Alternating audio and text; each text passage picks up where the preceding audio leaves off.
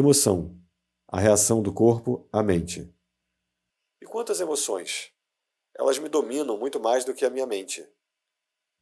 A mente, no sentido em que emprego o termo, não é apenas pensamento. Ela inclui nossas emoções, assim como todos os padrões de reações mentais e emocionais inconscientes. A emoção nasce no lugar onde a mente e o corpo se encontram. É a reação do corpo à nossa mente, ou, podemos dizer, um reflexo da mente no corpo. Por exemplo, um pensamento agressivo ou hostil vai acumulando aos poucos uma energia no corpo, a raiva. O corpo está se preparando para lutar. Já a ideia de que nos encontramos sob uma ameaça física ou psicológica faz com que o corpo se contraia, o que é a manifestação física daquilo que chamamos medo. As pesquisas têm demonstrado que as emoções fortes causam até mesmo mudanças na bioquímica do corpo. Essas mudanças bioquímicas representam o aspecto físico ou material da emoção. Em geral, não temos consciência de todos os nossos padrões de pensamento. Só é possível trazê-los à consciência quando observamos nossas emoções. Quanto mais identificados estivermos com o nosso pensamento, com as coisas que nos agradam ou não, com nossos julgamentos e interpretações, ou seja, quanto menos presentes estivermos como consciência observadora, mais forte será a carga de energia emocional, tenhamos ou não consciência disso. Se você não consegue sentir as suas emoções, se as mantém à distância, terminará por senti-las em um nível puramente físico, como um sintoma ou um problema físico. Muito se tem escrito a respeito disso nos últimos anos. Portanto, não precisamos nos aprofundar no assunto. É possível que um forte padrão emocional inconsciente venha a se manifestar como um acontecimento externo, algo que parece acontecer só com você.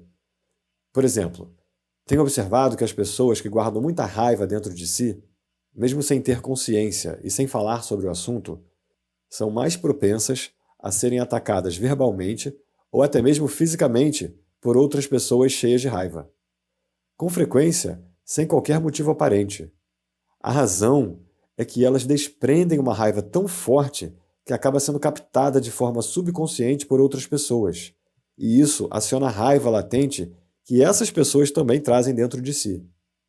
Se você tem dificuldade de sentir suas emoções, comece concentrando a atenção na área de energia interior do seu corpo. Sinta o seu corpo lá no fundo.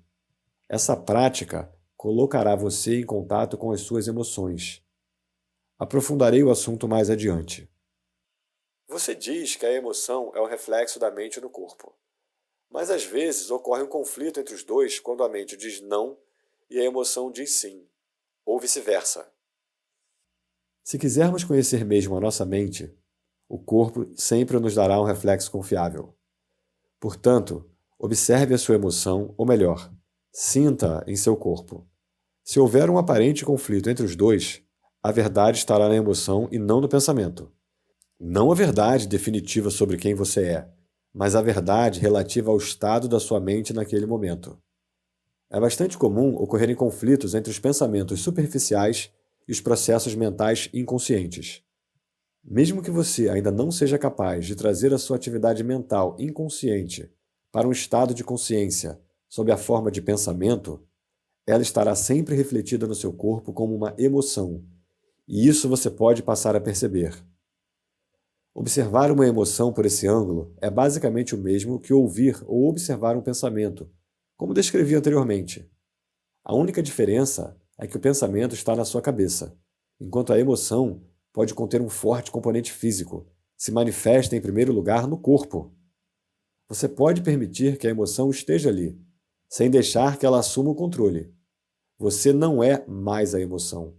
Você é o observador, a presença que observa a emoção.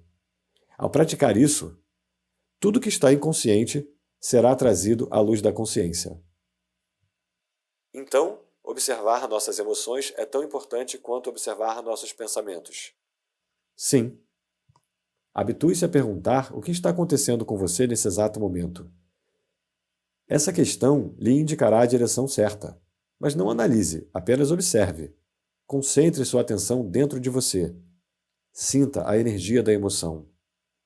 Se não há emoção presente, concentre sua atenção mais fundo no campo da energia interna do seu corpo. Essa é a porta de entrada para o ser. Uma emoção, em geral, representa um padrão de pensamento amplificado e energizado. Por conta da carga energética, quase sempre excessiva que ela contém, não é fácil, a princípio, termos condições para observá-la. A emoção quer assumir o controle e quase sempre consegue, a menos que você esteja presente e alerta. Se você for empurrado para uma identificação inconsciente com a emoção, ela se tornará, temporariamente, você. É comum se estabelecer um círculo vicioso entre o pensamento e a emoção porque um alimenta o outro. O padrão do pensamento cria um reflexo amplificado de si mesmo na forma de uma emoção, fazendo com que a frequência vibratória desta permaneça alimentando o padrão de pensamento original.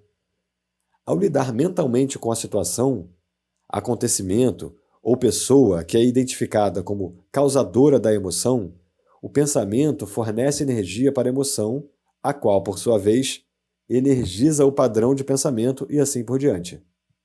Basicamente, todas as emoções são modificadas de uma emoção primitiva não diferenciada, cuja origem é a perda da percepção de quem somos por trás do nome e da forma. É difícil encontrar um nome que descreva essa emoção primitiva. A palavra medo é muito próxima, mas além do sentido de ameaça permanente, ela pode ser entendida como um profundo sentimento de abandono e incompletude. Por isso, talvez, seja melhor usar uma palavra que não se confunda tanto com aquela emoção básica e chamar isso simplesmente de sofrimento. Uma das principais tarefas da mente, uma das razões da sua atividade incessante, é a de combater ou eliminar o sofrimento emocional, embora ela invariavelmente só consiga encobri-lo por um tempo. De fato, quanto mais a mente tenta se livrar do sofrimento, mais ele aumenta. A mente nunca pode achar a solução, nem pode permitir que encontremos a solução, porque é ela mesma uma parte intrínseca do problema. Imagine um chefe de polícia tentando achar um incendiário, quando o incendiário é o próprio chefe de polícia. Não nos livraremos desse sofrimento enquanto não extrairmos o sentido de eu interior da identificação com a mente, ou seja, do ego. A mente é, então, derrubada da sua posição de poder e o ser se revela em si mesmo, como a verdadeira natureza da pessoa.